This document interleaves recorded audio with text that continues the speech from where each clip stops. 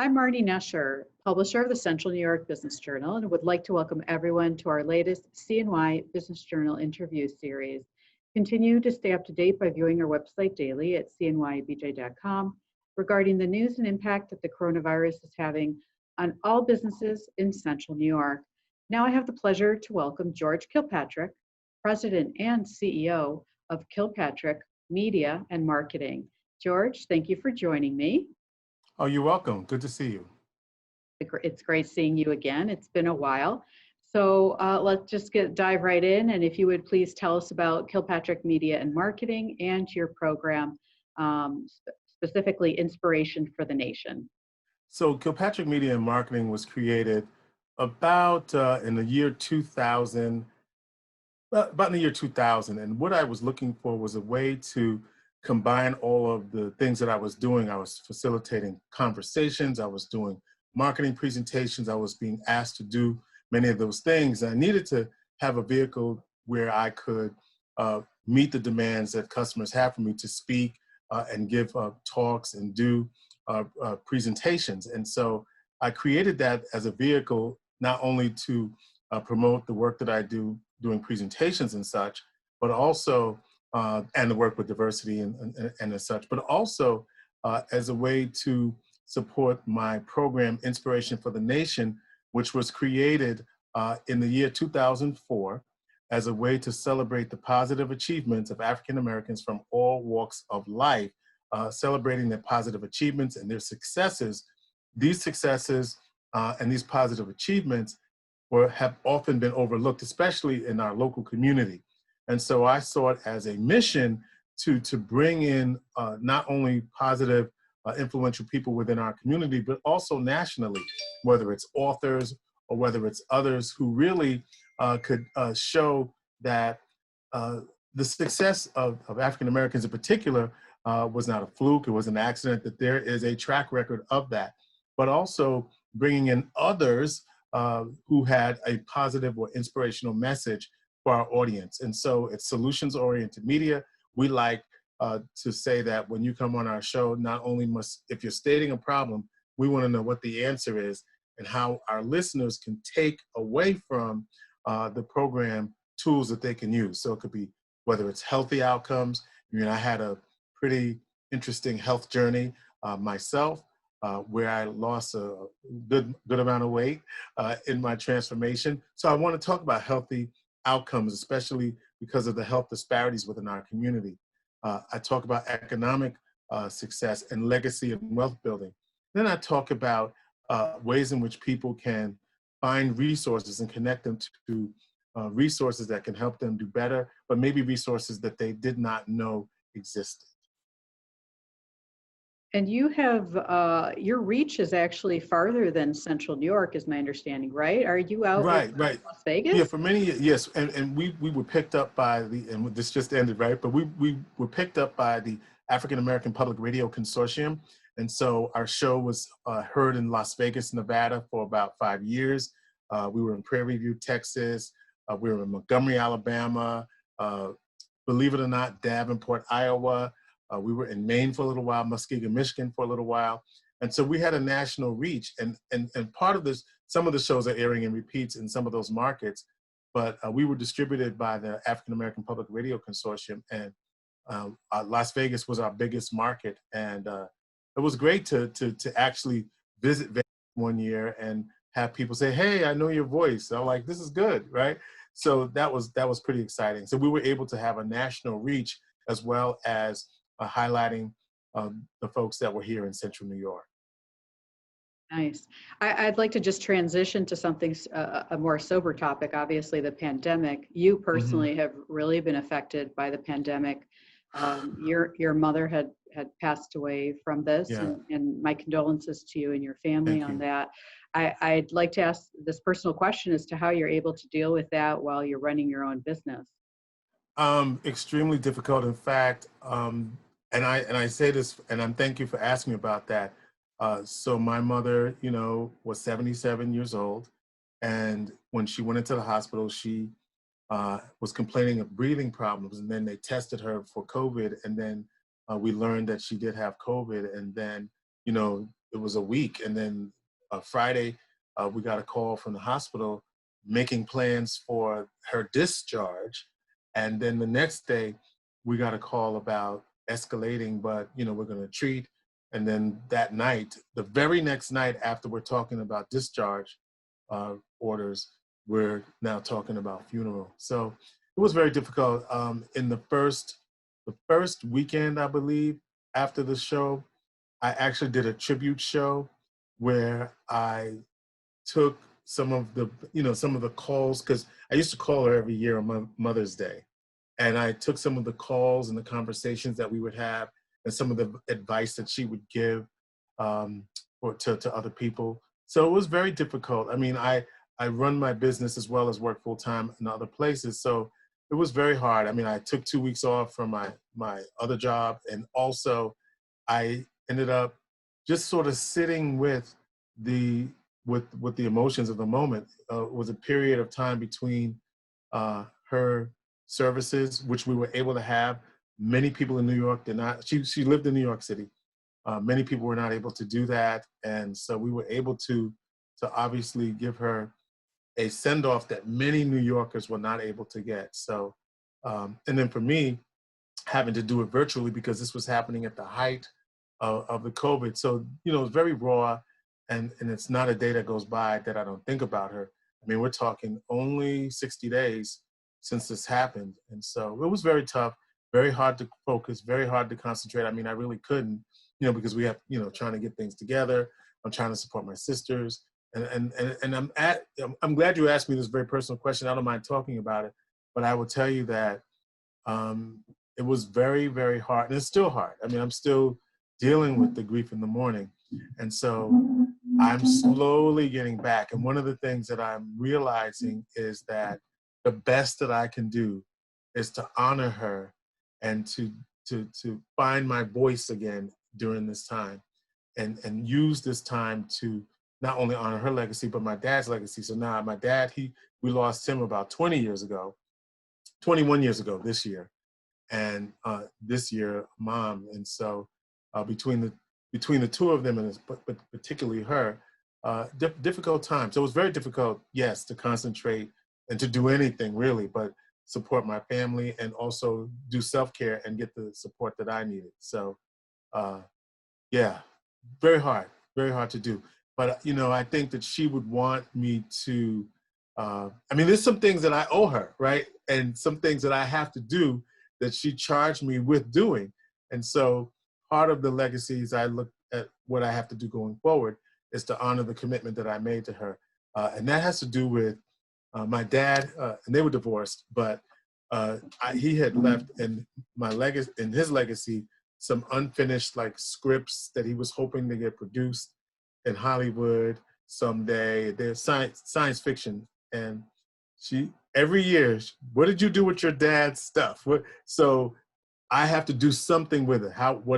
What form it will take, I don't know, but I have to do something with it to honor her, to make sure that she knows that I'm making the commitment, keeping the commitment to her and to him, because he told me too, I want you to do something with this stuff. So he was a artist, a writer, a poet, and he wrote this 5-part science fiction series, and his goal was to get it published or produced in Hollywood of some sort. So we went through the circuit trying to get it done, and we were not successful in doing it. But she, believe it or not, even though they were divorced, she said, you have to do something with your father's thing. So that's one of the things I have to do, not only for him, but for her too. So let's talk about your inspiration of the nation. You had shared that it was really the only show with a voice representing the Black community. Why did you begin this program in the first place, and what are some of the topics that you discussed? So, Marny, check this out. First of all, how did I create this show? So I'm going to get, what's the presidential candidate that Marianne, what's her name? I can't think of her name. But she was running for president. Marianne Williamson, is that her name? I think that's her name. But anyway, This was given to me by God. I was riding down 481 one night, about 16 years ago, and it was actually year 2003. I was riding down the highway, and boom, it just came, and it was like, you got to do a show that celebrates the African American community, shows their successes, shows their triumphs, shows how we've overcome, but not only that, bust the stereotypes of what people believe here in Central New York. You have to do it, and I'm giving this to you. And so I out to not only, but I set out to find sponsors for the show, and I wanted to do it differently. I didn't want to have the show, I didn't want, like I could volunteer and do it until I got sponsors, but I was like, no, I'm not going to do this show until I get sponsors for it. But I did it because there needed to be a vehicle where people could come and they could feel good and relax. A show that spoke to the experiences that they were having. You know, you turn on the TV and you don't hear the kinds of things that you hear on my show.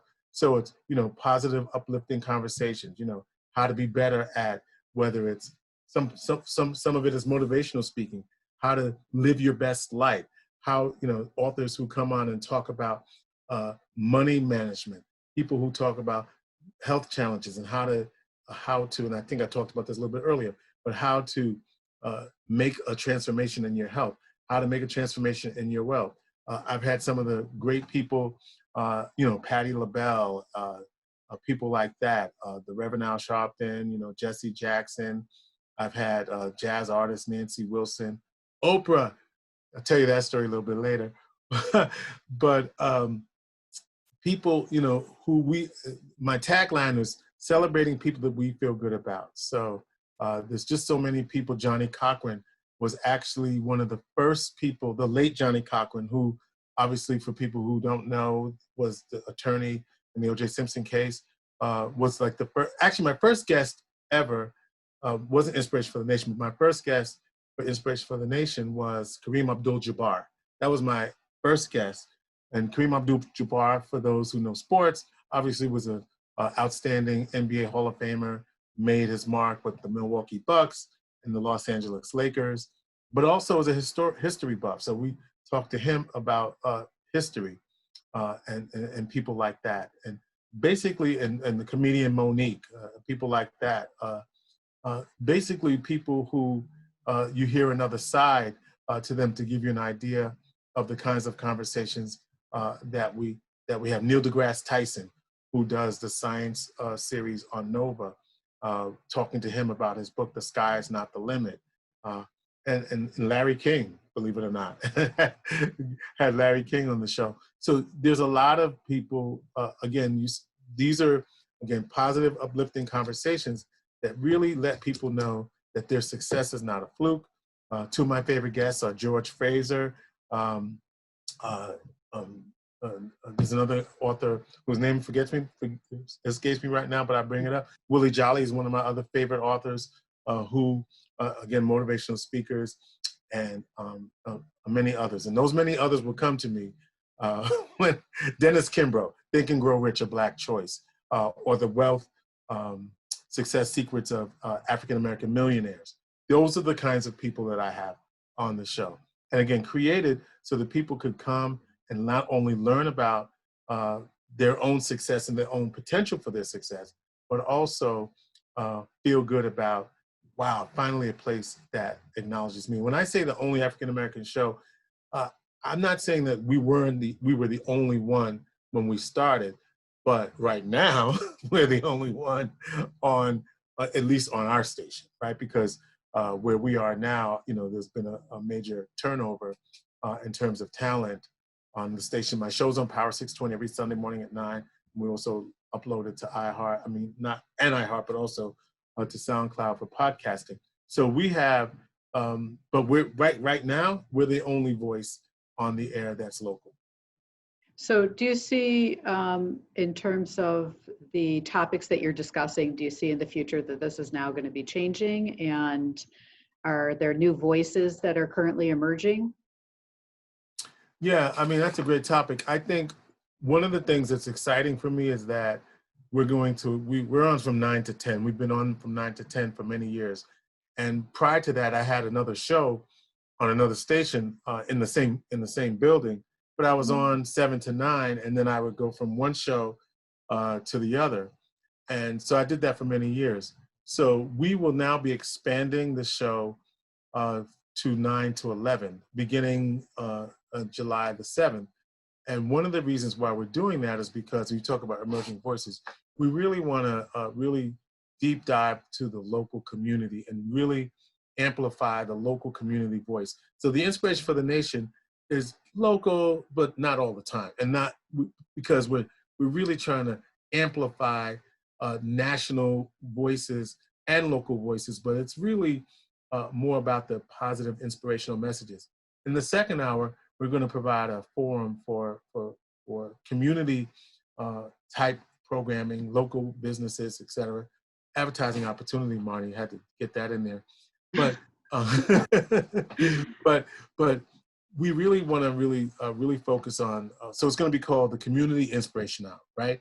And so that's going to have a little different focus, more of the community organizations telling their story and giving them an opportunity to do that. When you say emerging voices, we're in a movement right now. And so I really want to highlight the young people who are leading leading the change movement right now. And I really want to highlight those voices and give them a space to tell their story. But there are a lot of people who have stories here locally that we're looking for, but we are looking to make sure that we're super serving the local community so that we can provide a forum for those conversations. And, we also see ourselves podcasting more, utilizing technology more, social media more, to really engage our audience, not only for our audience, believe it or not, but it's for everybody else. And the reason, so it's interesting because I struggled, and Marny, this is like a true confession. No, I've never said this out loud to anybody, but I struggled because with this, should I just have a show that's so focuses on the African-American community? And I had this debate back and forth. And I finally had to come to grips with yes, because this is an underserved audience and they need to hear from me. And they need to hear the positive, inspirational programming that we're trying to put forward. Now, that doesn't mean that we're not going to talk to the police chief or the mayor or the county executive or the congressperson. We talk to everybody. But we're particularly concerned about the issues that affect our community. And it's our obligation to hold them accountable and ask the questions that our community is expecting them to answer. And so when I think your question was, how will it change? When I first created the show, my buddy and I've had many consultants over the years work with me, but he said, can you do that for every week, find something good to talk about? I was like, yes. And we're going to continue to do so. And guess what? We'll have even more good stuff to talk about with new and emerging voices because our community changes all the time. And what's interesting, Marny, is that one of the things, especially for the Black community, we have people who come for a period of time and then they leave our community. And so what happens is you're constantly reminding people of history because people move on to other things. And so what we're trying to be is that consistent voice to remind them of their history, but also to project them towards their future in a positive, enlightening, affirming way. All right, so this is going to lead me to my next question. You touched on it just a touch. So let's talk about the Central New York business community. What can you tell us, the business community in particular, about the Black Lives Matter movement and the recent protests?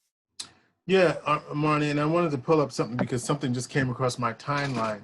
I think this is about visibility and validation. And I'll give you an example about what Black Lives Matter is asking to the community to recognize. And this may take a while, but let me start with what does the business community need to know? Well, let's talk about, remember I don't know if your publication did this, but there was a takeout, we're still open for business, and there was this directory of businesses that you could still get takeout from. You've seen that somewhere, other places. You've seen this, correct? Yeah, yeah. Yeah, okay. So at the same time, my fraternity, Omega Psi Phi fraternity, we decided, we're gonna, and as part of our way of contributing to Black-owned business during this pandemic, we're going to create a list of Black-owned businesses, or we're going to list the Black-owned businesses, and every week we're going to support these businesses, right?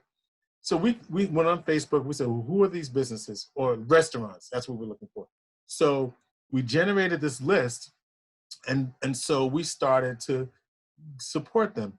And then I just happened to glance over at the takeout list that was circulating throughout this community. Not one of those businesses that we identified was on that takeout list. What does that say? That's erasure. This is how it's perceived. That, here we go again. Did you think about including these other businesses? I know when you're putting together a list, you're not wondering about it, but I think what what Black Lives Matter is saying is validation. We exist and our lives matter, and we've been treated as if they don't. Our skin has been criminalized, and so when we walk into stores, we don't always feel welcomed, right? And so what does that look like to the Central New York business community? How do you, what does it look like in your store? How do you recognize and affirm that there are people from all walks of life in your community, right? And so, but we're talking about Black folk in particular. So how does your business cater to, or not cater to, a consumer that's spending lots of money with you? And how do you, and what are you doing to make sure that they feel welcome in your store? And so those are questions. That's what the Black Lives Matter is all about, really. In addition to police reform, in addition to economic equity, in addition to making sure that people are treated justly.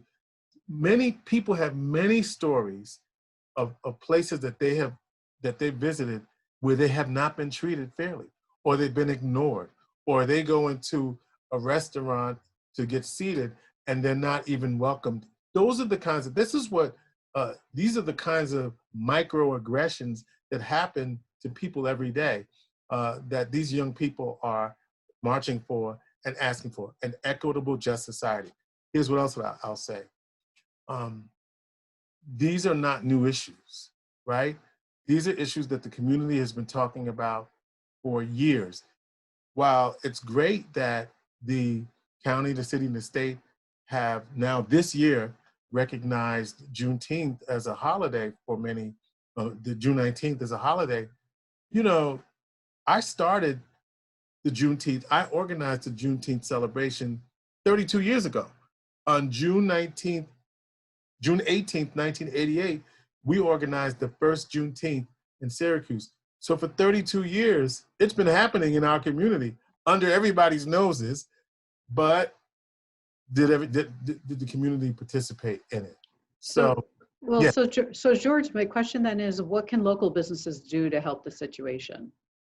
Okay, so number one, they can ask the question, how? Number one, is my staff diverse? Right? Do I have diverse voices in my business, right? In terms of how I'm serving the community. So that's one thing. Number two, purchase from Black-owned businesses. That's one thing they can do. Hire Black vendors. And I know that says, well, why do we have to do it by race? Well, because other people do it, right? Greek, Chinese, Korean, people, this is what people do. So we need commerce, right? Everybody, because the majority community is gonna get the business, but minority and women-owned business, and I hate the word minority, but Black-owned businesses in particular, they're also looking to be visible and to earn a shot at getting the business, right? Just like everybody else. So open the door. I got a thing right here that I just came across. Purchasing from these businesses, looking within organizations and asking the questions, how are we doing in terms of our equity? Are we hiring diverse people? Are we purchasing from diverse people? Those are real, tangible things that people can do. I had welcoming. I know that, you know, companies during different times of the year will say this is a Heritage Month. They have pictures of people. Now, I'm not talking about performance, Marny, because I know everybody's putting out a statement and everybody's saying we support Black Lives Matter. But you know what you really can do to support Black Lives Matter? Actually support the people who are coming in your door, in your stores. Make them feel welcome. Ask the question, are there vendors that we can do business with that can deliver these products? We're not saying that you got to spend all your money with one, but at least ask the question, can we find some of these other types of businesses that we can do business with that will help our entire community? That's what I think the business community can do. And if I didn't answer your question, Marny, ask it again so I can answer directly. You did a great job, very thorough and very informational. George, I want to thank you again for spending time with me and our readers, and everyone. Please continue to stay healthy during this time. Every one of us has been impacted, but we will persevere as a community. Thank you very much. Thank you again, George. Thank you.